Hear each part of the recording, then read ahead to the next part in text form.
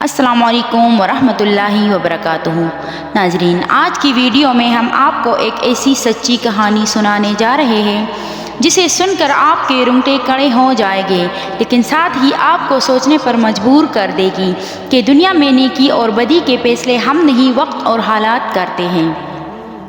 دوستوں، اگر آپ کو ہماری کہانیاں پسند آتی ہے تو ویڈیو کو لائک کریں، چینل کو سبسکرائب کریں اور بیل آئیکن دبا دیں تاکہ ہماری ہر نئی کہانی سب سے پہلے آپ تک پہنچے۔ ناظرین، یہ کہانی ایک چھوٹے سے گاؤں کی ہے جہاں سب ایک دوسرے کو جانتے تھے۔ وہاں ایک شخص رفیق کے نام سے جانا جاتا تھا۔ رفیق کی شخصیت سے سب ڈرتے تھے، اس پر کئی الزامات تھے، چوری، فراڈ، حتیٰ کہ قتل تک کا شک۔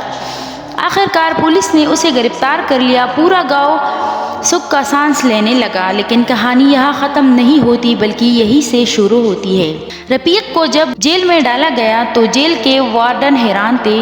وہ شخص جو اتنا خطرناک سمجھا جاتا تھا، وہ انتہائی خاموش، نرم مزاج اور تہجد گزار نکلا۔ ہر رات وہ دیر تک عبادت کرتا، قیدیوں کی مدد کرتا، بیماروں کی تیمارداری کرتا۔ ایک دن ایک قیدی نے پوچھ ہی لیا، رفیق، تو ہمارے جیسا لگتا ہی نہیں، تو یہاں کیوں آیا ہے؟ رفیق صرف مسکرایا اور بولا، یہ اللہ کا فیصلہ ہے، میں اس سے ناراض نہیں۔ جیل میں 1 سال، 2 سال، 5 سال گزر گئے۔ رفیق کی شہرت نیکی کے فقیر کے طور پر ہونے لگی، لیکن یہاں تک کہ قیدی اس سے دعائیں کرواتے، جیلر اسے اپنے بچوں کو نصیحت کرنے کے لیے بلاتا۔ کچھ قیدی جیل سے نکل کر واپس آتے تو کہتے، رفیق بھائی کی باتیں میرے دل میں اتر گئے، میری زندگی بدل دی اس نے۔ لیکن تب بھی کوئی نہیں جانتا تھا کہ رفیق کی اصل کہانی کیا ہے۔ آخرکار وہ دن آ گیا جب عدالت نے رفیق کی سزا پوری ہونے کے بعد اسے رہا کرنے کا حکم دے دیا، لیکن رفیق نے رہائی سے انکار کر دیا۔ میں تب تک نہیں جاؤں گا جب تک کچھ راز اللہ کے حکم سے ظاہر نہ ہو جائے۔ سب حیران رہ گئے، وکیل، جج، یہاں تک کہ جیلر بھی۔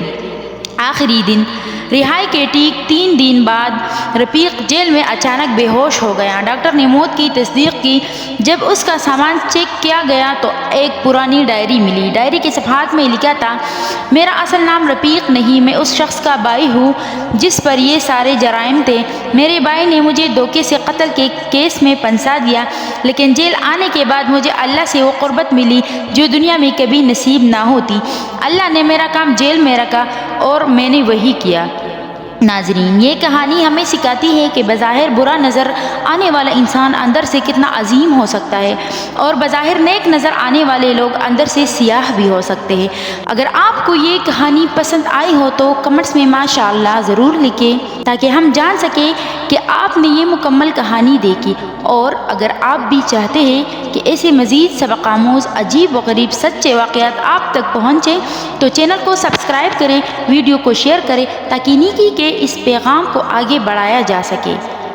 اللہ آپ کا حامی و ناصر ہوں۔ اللہ حافظ۔